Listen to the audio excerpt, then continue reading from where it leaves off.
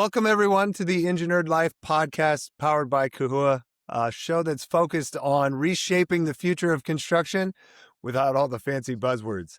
Instead, we're here to have some real, honest, human conversations about what's actually working and what's not, and what we're still trying to figure out. So in each episode, we sit down with someone who has a unique superpower that they're using to make the industry better. And today I couldn't be more excited to sit down with Curtis Garrard of Level 10. Curtis and I connected via LinkedIn, of all places, a year or so ago, collaborating on some like-minded topics around systems and continuous improvement. And that's where I realized Curtis has a real knack for taking people, processes, and technology and snapping that together into simple executable systems that people will actually use. So Curtis, it's good to have you today.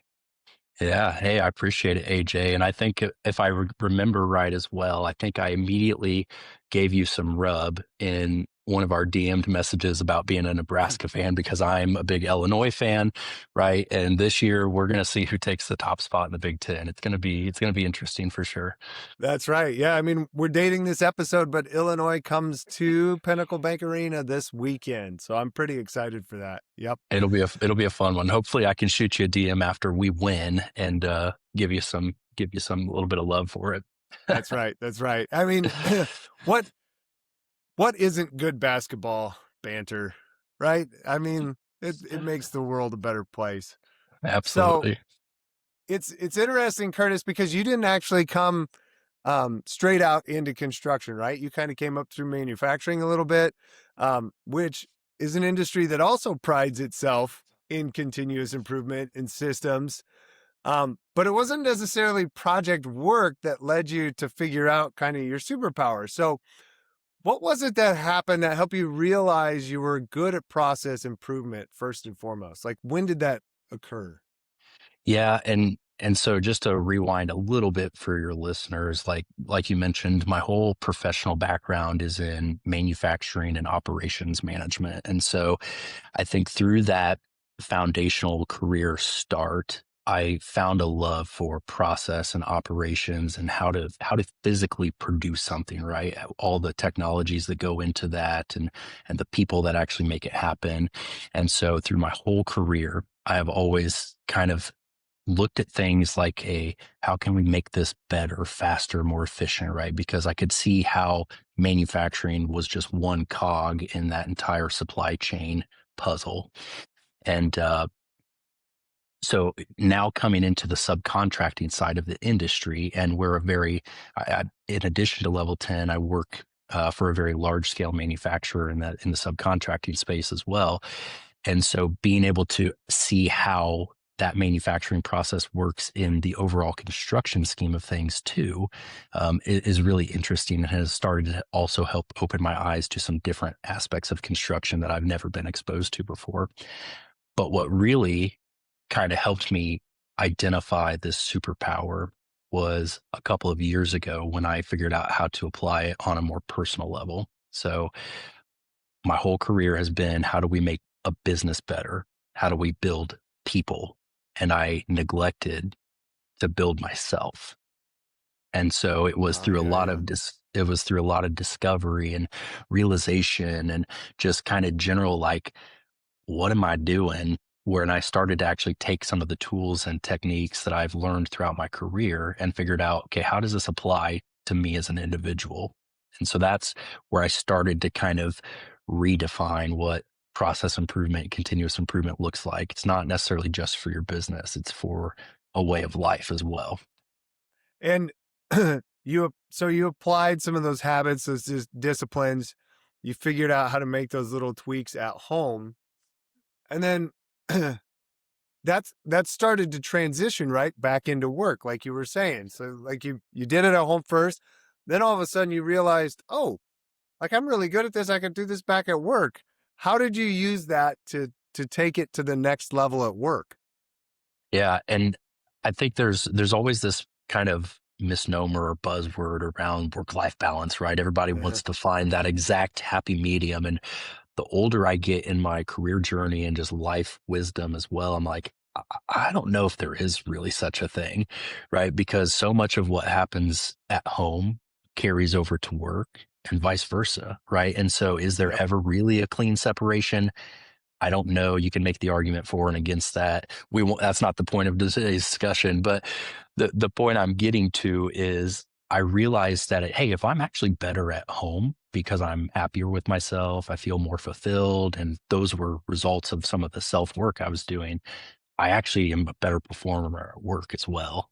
And so there's that bleed over to where it's not like I'm having to compartmentalize what I do in my personal life and what I do in my work life, because when I started to apply continuous improvement techniques, plan, do, check, act, 5 why, to my personal life, it was like, okay, I'm already used to doing this now. Let's go back at work with a completely different perspective and some new energy. And so it really helps kind of snowball one another, in my opinion. Yeah, exactly. And then, so, that kind of starts out in the manufacturing, then you slide into subcontracting and in the, the construction industry itself. One of the questions that I like to ask people, especially when they come from a different industry, right? That's very process oriented and very streamlined. Do you see the construction industry as broken, or are they just stuck? Like, what is it that's causing construction to have such trouble with their processes? I think it's a different answer for every different company you go into. And one of the things, the more people I talk to and I start to work with, construction is this really interesting space where, again, I can speak to a little bit of the manufacturing side, but there's so much more that goes into it, right? There's field service, there's all the other business functions as well. There's the manual labor side of things. And so being able to get all of those centralized business functions to work together to deliver to a customer, a building, a project, whatever the scope of work might be, it requires a completely different cross-functional effort than just, say, a manufacturing line staying running or something like this. And so I think you obviously have a different generation, right, that has helped build the construction industry up to where it's at. And for so long, traditional things were told to us like construction's hard work, right? And it's not fun. And so you're starting to see a little bit of maybe a workforce gap developing. And there are people far smarter on that than me. But I think you're starting to get this younger generation of how do I work smart, not hard, come in and have a different perspective, some different ideas, but not necessarily be in a decision making seat yet. And so they're trying to kind of naturally combat that. How do we drive change when maybe the people in charge of really championing the change aren't quite ready or maybe don't see things the same way? And I think that's not necessarily just something specific to construction. I think you see that across every industry and every business. But I think construction is really unique just because of the layers of the business functions that go into making it work. You have more opportunity for that type of dichotomy to kind of come up. Right. Yeah. So, so as you now kind of oversee improvement and innovation at a construction company, what are some of the things that you pay attention to more, or that you notice more now with that lens as your focal point? How does it impact the customer? Right. So, one of the core tenets of continuous improvement is being very customer centric, customer minded. And that's true in every business. And you have external customers and internal customers, right? But one of the unique things I think is interesting with kind of the construction space in general is the cost of an error in the field is tremendously higher than a cost of an error inside your own four walls of your business. And so kind of understanding that ebb and flow a little bit and some of the field issues that come in or get reported all the way, sometimes they boil all the way back up to the architect level. It's like, well, there was an error in the drawing and just nobody caught it, right? Like there's so many different layers to that entire puzzle to be able to actually produce something for a customer and make them happy. I just find it fascinating. And I think that's where kind of the more links you have in that puzzle, the more opportunities for error, but also the more opportunities for improvement as well. because it's not just a one or two or three piece puzzle. It's like 1,000. So it's always something different, always something unique. I find it just absolutely fascinating. So then, you have this unique ability. You take complex processes, you simplify them. You do it at work, you do it at home in your personal life, and you have level 10, right? So when people reach out to you with questions or to schedule a strategy session, what do they often misunderstand about what you do? Like, where do they get it wrong in assuming you're going to do one thing, but really you're out there to help them do something else? Yeah, I will say, luckily for me, and I don't know if this is, I guess just maybe I've got things kind of dialed in. I haven't had like a ton of, oh, wait, that's not what I thought you did. But I think one of the things that I surprise people with is, especially in digital spaces, right? There's tons of different ways to help people, and coaching, consulting, right? Sometimes these words get kind of this bad misnomer with them, right? Because Hmm. maybe somebody has had a bad experience. I think one of the things that I usually have to kind of help explain a little bit deeper is, wait a minute, I'm not necessarily just here to help your business. I'm actually here to help you as well on a personal level. And I think that's one of the things that I find so fulfilling is, because of the work I've done on myself, there's an aspect of coaching that goes into the service I provide, but it's very much consulting led. I want to focus on how do we actually drive financial results for your business. The coaching is kind of a side benefit that comes along with that, because as your business grows, you as the owner, the founder, CEO are going to grow with the business. And so I'm actually kind of tackling both routes simultaneously. Again, going back to that work life balance dichotomy. So I usually have to try to kind of slow people down a little bit to explain that, because they see the word consulting. My offers are very much a business focused value add, but it's actually a, what are the indirect things you're going to get from this as well? So being able to kind of explain that a little bit. Right. Because like if you don't grow with the business, you're the one who ends up ultimately putting a cap on its potential, right? Absolutely. So I've heard you say, or maybe I've seen you write it, depending on which time, that systems are more important than the tools. Why is that? What makes systems matter more than the tools behind them? Yeah, I think to help paint this visually for kind of how I think about this for your listeners. So systems, think of it like a chain, right? It's there to serve a purpose. I'm pulling something, I've got it under tension with a load on the other side. Every single link in that chain is a tool. And so you put all these tools together to get to the chain itself. I can't just go pull a load with maybe one link, right? Like it's not useful. But the more links in that chain, also the more opportunity for failure, for things to break. And so it's finding that real specific balance of, how do I get the right tools to help me actually do the job functions I need, but build them together, link them together so that it's actually useful. It's serving a whole purpose. How do we get the work of one link to feed the work into the next, right? And there's tons of different strategies with technology for that, and workflow optimizations for that.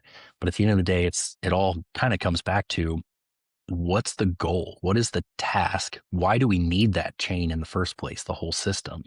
And then how do we go optimize the links in that chain to be able to serve us the best possible way? Yeah, and you make a great point in there because you mention, technology and workflow and automation.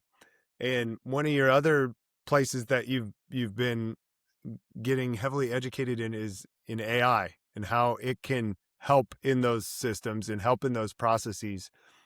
One one of the interesting things though about AI, right, is AI is only as good as the foundation that you build it on, right? So what makes AI fail if your systems are weak? Like what is it about a poor system that will disrupt your AI strategy? Yeah, it's cliche at this point, right? But garbage in, garbage out. If Right. your process is maybe not defined, if your data that you're using to help make decisions on the AI side is not clean, that leads to an undesirable result. And right, like business owners, anybody that's been in leadership will resonate with this. The first time you go to problem solve something in your organization, do you automatically know what the process should be, or do you spend the first meeting or two just trying to define, well, what should we be doing here, right? What is the standard operating procedure? And so if those kind of foundational pieces aren't already there, there's absolutely no chance for AI to come in and help speed that up or amplify that, because if I can't verbally explain to you what the process is, there's no way I can program it, right? There's no Right. way I can give it native language to try to explain what it should do every time when it hits this condition. And so really, again, I think that's where the continuous improvement side comes in to help is let's define the problem, right? Start with maybe the end in mind. What's the vision we want to get to? But let's go back to the basics and say, how really ready are we for that? And start slowly stair stepping our way to get there. And you can come in like that suggestion seems super logical to me, right? In something that anybody would want to go out and implement right away. But I'm sure that you'll come in every so often with a suggestion and they'll be like, hold up, I don't think I want to do that.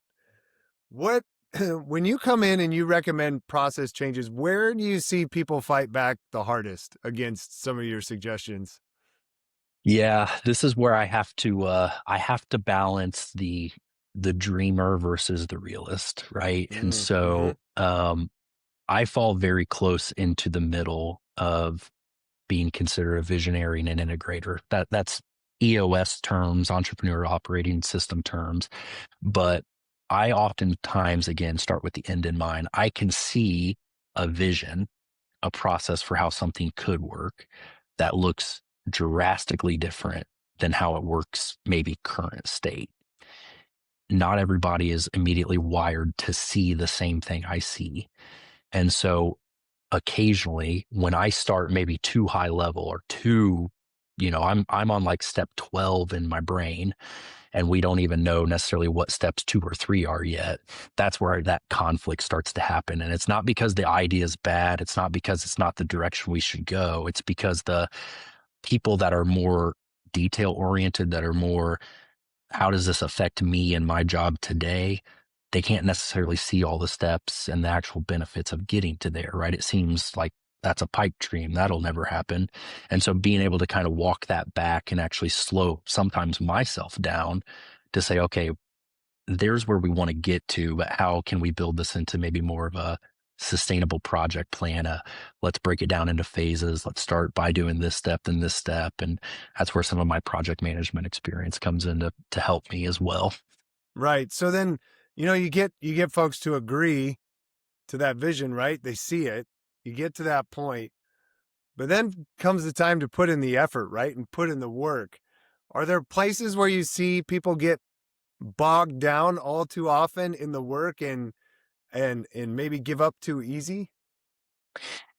I think sometimes, there's always those scenarios that come up where it's like, oh, this is way harder than what we thought it was going to be, or maybe the spend required or the man hours required to do this is not what we budgeted for, right? Like you always have those kind of gotchas that happen. But I think what really helps is like any good project, right? You see this in construction industry as well, is like, what's the scope of work?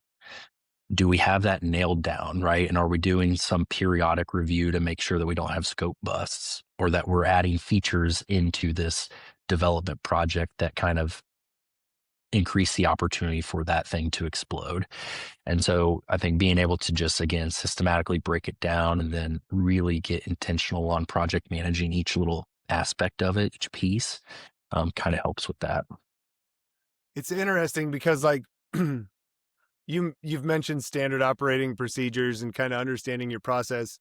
I I like to poke fun at that from time to time, right? Like the whole idea of a best practice really just means we've always done it that way, right? Which could be the negative spin on it.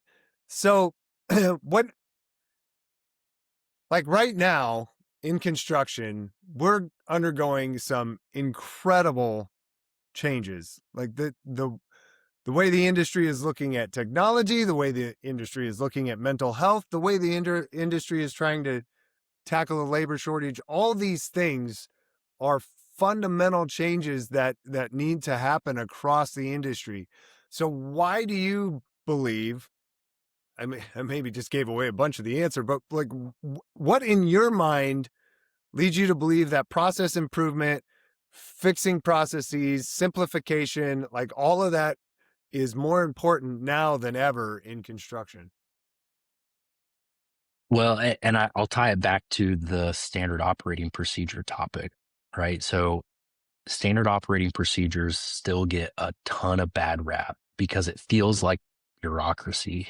It feels like, why do we have to take the time to document what we're doing and who's responsible for what? And the way I like to try to frame this is, where there is no standard, there can be no improvement. That is a historical quote by, I think it was Taiichi Ono that said that, or one of the many Toyota legendary lean people. And so that standard is your standard operating procedure. And where people get it wrong is, we set the standard once and we never touch it. Mm, And mm-hmm. if you do that, you're never challenging yourself to improve, right? But what that standard allows you to do is go back and objectively review, how do we make this better? How did it break? What wasn't defined properly? And that sets your floor. You talk about systems, that sets the floor of what your operating system looks like. And so, as industry is going to require shifts, right, because of these external factors that you've already named, if I don't already have those standard operating procedures to pull up and act as my, you are here on the map, right? How do you get to here? Right. I'm just staring at a map and I'm like, I don't even know where I'm at. What direction do I go? Right. And that's how I like to try to frame people's mind around the importance of standard operating procedures and how it really does help you get from where you are to where you want to be. Otherwise, you're kind of flying blind a little bit. Well, yeah, because like you said, if you set those standard operating procedures and then you just put them on a shelf and leave them there, right? Then what you're trying to do is come in and layer tools on over the top of these broken systems, right? So what happens? What have you seen happen when people try to do that, right? When they've got a process, they think it's standard, and they come in and they try to digitize the broken process. Yeah, you usually end up spending a lot of time and money for a solution that looks great. Somebody that was maybe the brain power behind it is really proud of, and then you go to the end users and they're like, yeah, we don't even, right, we don't use that. Or it's like, yeah, it kind of works, but we actually developed our own kind of silo process over here, right? And so you end up seeing more workarounds and things like this, as opposed to the system actually works. And again, so much of that, I think, helps get captured by kind of that continuous improvement philosophy. You're always doing that kind of plan, do, check, act, go see the work, talk to the people, customer focused, right? That works inside your own business with your own processes too. It doesn't necessarily have to be the external customer. So, off the wall question for you: if there was one standard process that you wish construction could unlearn right away, what would that one thing be? Oh gosh, one standard that they could unlearn.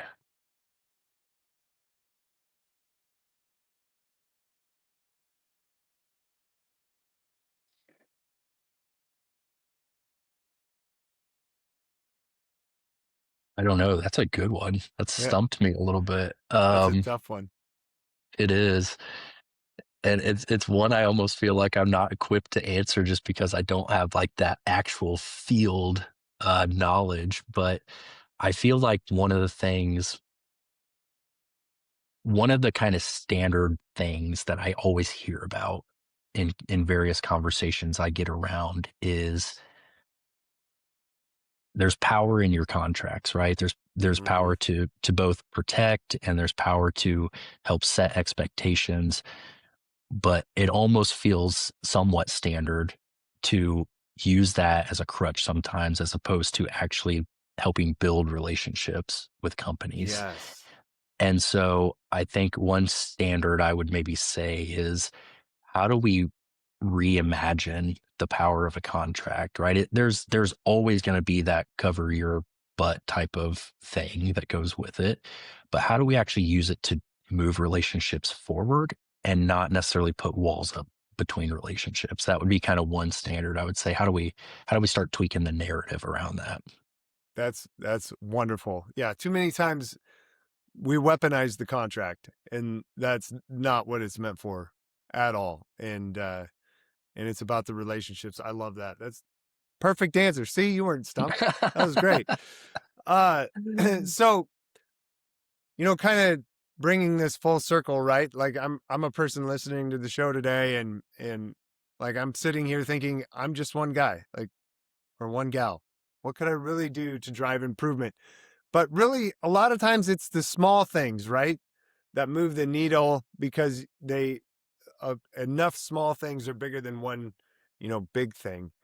Do you have any advice for that person sitting on the other end thinking, I'm just one human. What could I ever do to drive process improvement? Yep. If I was speaking to that person who, quite frankly, has been me at point in times in my career, is be the change you wish to see, right? One small step, one small pebble in a pond of water creates that ripple effect.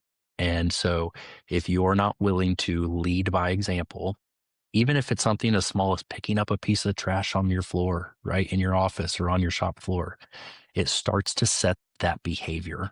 And that behavior, if it drives the right results, becomes contagious. And so, whether you're trying to lead up your chain of command or you're trying to lead down your chain of command with kind of this, let's start driving ourselves forward, both the business and our personal expectations, take some action. Find something, go define something today that you can do and do it. It could be, again, as simple as picking up a piece of trash. It could be pulling together a cross functional meeting to talk about a process that everybody in the office hates, right? Well, let's figure out how to put some brainstorming power together to improve it, right? But it all starts with that action. We got to translate the thoughts we have in our head into something that we can see. Yep. Yeah, and I love that. Be the change that you want to see. The whole starting with the man in the mirror. Yep. Uh so let's shift that a little bit. Let's say I'm a leader in construction and I'm listening. What's one thing that you think I need to hear that maybe I don't want to hear? Your team probably already knows the answer.